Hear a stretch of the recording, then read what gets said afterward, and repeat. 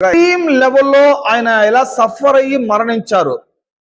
So ఆయన యొక్క మరణము గురించిన ఎక్స్ట్రీమ్ లెవెల్తో ఒక ఎమోషనల్ కనెక్ట్ చేపిస్తారు. సో మనలో ఉన్న ఎమోషనల్ ని క్రీస్తు కల్వరి శిలువలో గెత్సెమనెలో అనుభవించిన ఆ ఎమోషనల్ తో కనెక్ట్ చేస్తారు. ఎమోషనల్ టు ఎమోషనల్ కనెక్ట్ చేసేది very very easy.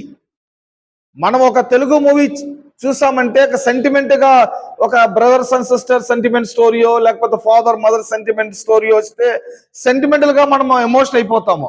So emotional అనేది అదొక బిగ్ స్పిరిచువల్ మ్యాటర్ కాదు. ఈ ఎమోషన్ మందిరంలో ఎమోషనల్ అయితేనే అదొక స్పిరిచువల్ అనుకుంటున్నారు.